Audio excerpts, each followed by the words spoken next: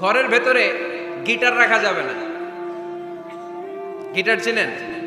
Harmonium রাখা যাবে না। ঢোল তবলা, বাজারে ঢোল বাজারে বাঁশি, আছে না নাই? ঢোল রাখতে পারবেন না। বংশী বাজায় কে রে সখী, বংশী বাজায় কে? বংশী রাখা যাবে না। বংশী মানে বাঁশি। এই বাঁশি, ঢোল, তবলা, হারমোনিয়াম, গিটার এগুলো যদি ঘরে থাকে রহমতের ফেরেশতা ঢুকে না।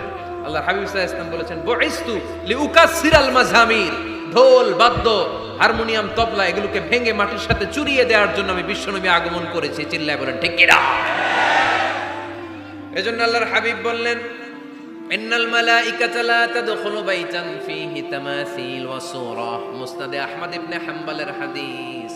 আল্লাহর রহমতের ফেরেশতারা ওই সমস্ত ঘরে কশিন কালেও প্রবেশ করে না যেই ঘরে ছবি টাঙানো আছে আর আছে মূর্তি। কথা বুঝতে পেরেছেন? তাহলে এগুলো রাখা যাবে না। হিন্দি সিরিয়াল দেখা যাবে না, ঠিক কিনা? এমনও ফ্যামিলি আছে বাবা ছেলে একসাথে বসে হিন্দি সিরিয়াল দেখে, ইন্ডিয়ান নায়িকাদের কোমর দুলানো ডান্স দেখে, আছে না নাই? সিরিয়ালের জন্য পাগল এদেশের মেয়েরা। আলহামদুলিল্লাহ, এদের মধ্যেও এখন পরিবর্তন হইতেছে। এরা এখন ওয়াজ দেখা শুরু করতেছে, ঠিক কিনা? তার মানে এই তাফসির মাহফিলগুলোর সফলতা আছে না নাই? আছে, আল্লাহর মেহেরবানি। অনেক বোনরা বলে, হুজুর আগে সিরিয়াল দেখতাম এখন ওয়াজ দেখি। আলহামদুলিল্লাহ করবেন না? হিন্দি সিরিয়াল দেখবেন না, অশ্লীল নাটক দেখবেন না। টেলিভিশনে হিন্দি সিরিয়াল, হিন্দি সিনেমা, অশ্লীল নাটক দেখলে রহমতের ফেরেশতারা ওই ঘরে প্রবেশ করে।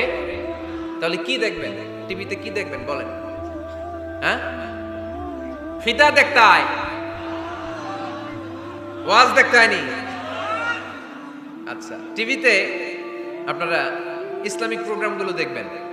রমাদানে অনেক ইসলামিক প্রোগ্রাম করে টেলিভিশন চ্যানেলগুলো, এগুলো দেখবেন।